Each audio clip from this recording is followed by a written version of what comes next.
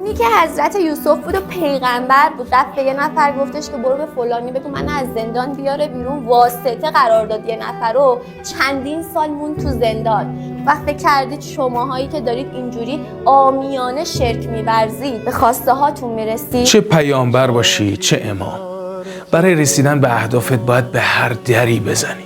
حضرت یوسف تلاش کرد تا بیگناهیشو به گوش پادشاه برسونه. شخص مؤمن اجازه نداره ظلمی که بهش شده رو به خدا بسپاره.